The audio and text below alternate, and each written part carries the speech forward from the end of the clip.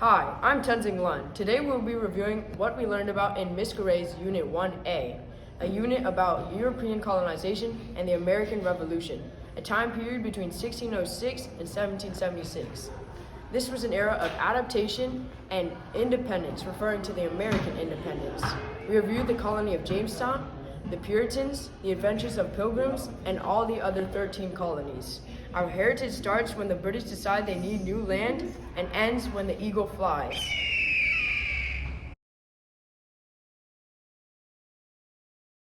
In 1606, England's King James granted a charter to the Virginia Company of London to form a settlement in North America. The goal of the settlement was to find gold and a sea route to Asia.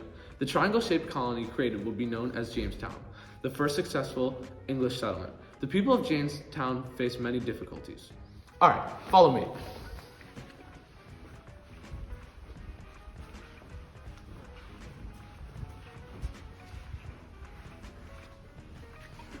The people of Jamestown faced many difficulties. Their winters were harsh and their crops were bare. Skirmishes with the natives were also damaging. And although their relationship with the Native Americans wasn't always good, their success that the colony found wouldn't have been possible without them. After all, the Native Americans provided the colonists with food, resources, and knowledge. And the colonizers settled on land that the Native Americans were once living on. In the end, Jamestown would be propelled to success when it found its cash crop, tobacco, and made immense amounts of money.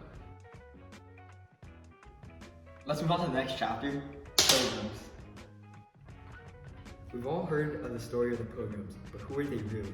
The Pilgrims were a group seeking religious freedom from England. They were also known as separatists as they separated themselves from the Church of England. In 1620, a group of around 100, mainly pilgrims but also indentured servants and workers, boarded the Mayflower. The Pilgrims would go on to found the Plymouth colony, which is the first English colony in New England. The first winter was devastating for the Pilgrims, with over 50% of the Pilgrims dying. The remaining Pilgrims worked with the Native Americans in order to survive in the new territory. In 1921, the remaining Pilgrims would have a 3-day feast with the Native Americans, and this marks what we know as Thanksgiving. On to our next topic, the Puritans. Who exactly were the Puritans? The Puritans were Christians who separated from the English church due to religious differences. They wanted to practice a purified version of Christianity. They wanted simpler religious services, and they wanted scriptures to be written in other languages and become more readily available. They viewed drinking and dancing as sinful activities. Because of their religious differences, they were persecuted by the English crown. Many went to the New World and they founded the Massachusetts Bay Colony in the year 1630. The Massachusetts Bay Colony was one of the first successful colonies in America, but despite being persecuted themselves, their Puritans persecuted other religious groups in New England. When the colonists first settled, there were 13 original colonies. These colonies were Connecticut, Delaware, Georgia, Maryland, Massachusetts, New Hampshire, New Jersey, New York, North Carolina, Pennsylvania, Rhode Island, South Carolina, and Virginia. Each of these colonies had unique aspects, and they could be divided into one of 3 groups: New England, Middle, and Southern colonies. The biggest differences with these colonies laid in their geography, social, and economic aspects. The New England colonies were the most north and consisted of Connecticut, Rhode Island, Massachusetts, New Hampshire, and Maine, which was Massachusetts at the time. The geography of these colonies is generally rocky soil, hilly, and mountains. Further inland, dense forests and rivers.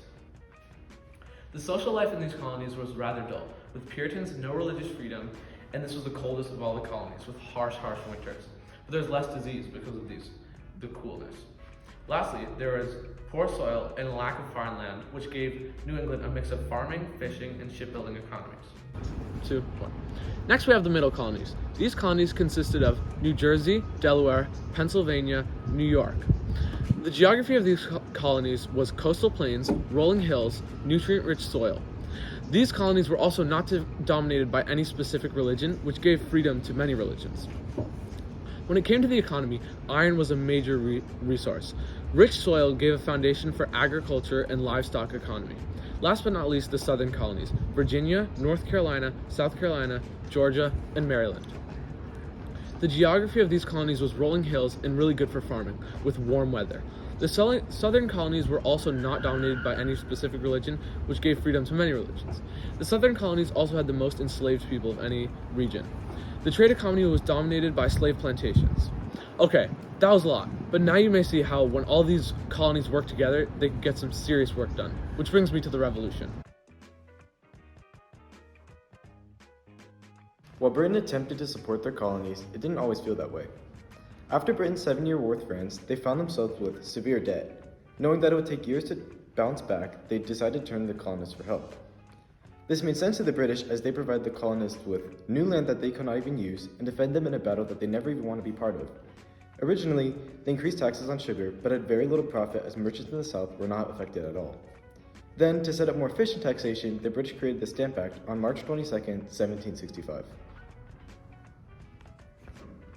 Under the Stamp Act, all legal documents and public papers were taxed, such as newspapers, pamphlets, and playing cards.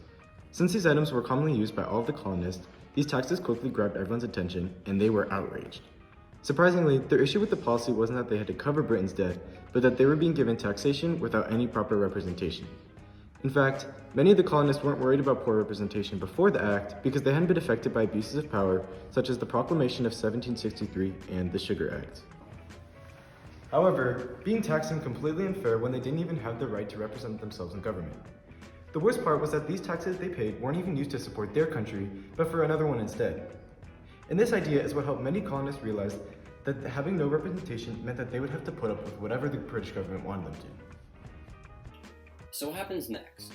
Britain eventually revoked all of the taxes it had levied against the colonists, excluding the tea tax. The British was much more inclined to keep the tea tax because of its vast revenue that came from the approximate 1.2 million pounds of tea the colonists consumed annually. Colonists were extremely frustrated and angered by the tax, which led to boycotts and the selling of smuggled Dutch tea.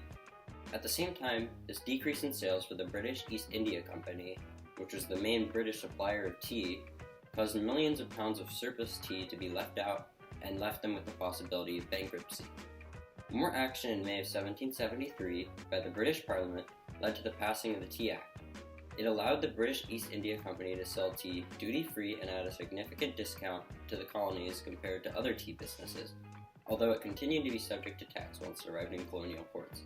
The colonists were upset, and on December 16, 1773, dressed up as natives and tossed 90,000 pounds of tea into the ocean.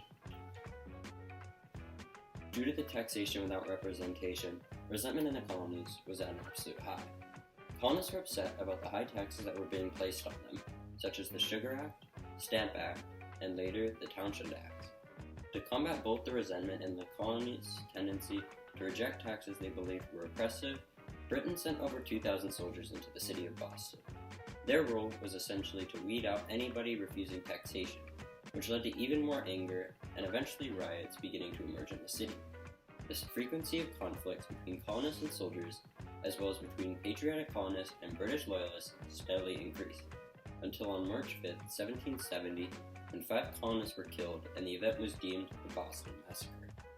Colonist Paul Revere is remembered in this tragedy for his engraving of a now famous image showing British forces brutally killing American colonists. This artwork acted as anti-British propaganda that further fueled resentment in the colonies. It was deemed as one of the worst snowball events to ever take place during this time, and the colonists were able to repeal most of the acts, leaving just a tax on tea. Unfortunately, the Boston Tea Party did not lead to instant liberation. In fact, the immediate response had quite the opposite effect.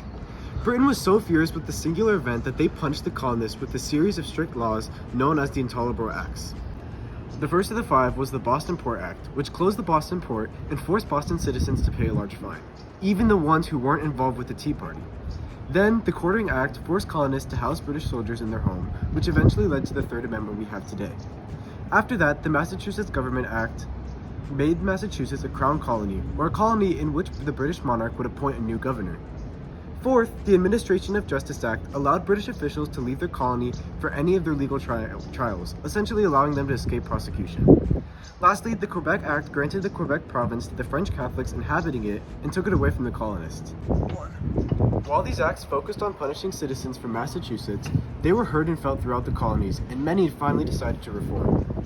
To start the reform, the first Continental Congress was created in order to allow colonists to give feedback on various policies with one another. Not only did this Congress help come up with solutions to the oppressive rules inflicted by the British, but it also helped bring unity to all of the colonies, which would be useful in making their stand against Britain. Let us take a look at the mystery document of the day. We hold these truths to be self-evident, that all men are created equal, that they are endowed by their Creator with certain unalienable rights, that among these are life, liberty, and the pursuit of happiness. Oh, how can you not know this? Obviously, the Declaration of Independence, written primarily by Thomas Jefferson. Delegates from every colony met at the Continental Congress in Pennsylvania to write the document. The Declaration of Independence was essentially a document that signified the United States' independence from Great Britain. It also stated all the reasons why the U.S. was leaving and a general statement of natural human rights. The Declaration unified the 13 colonies by coming together and facing Great Britain as a whole. They also mentioned new requirements for their next government to make sure a tyranny never comes to power again.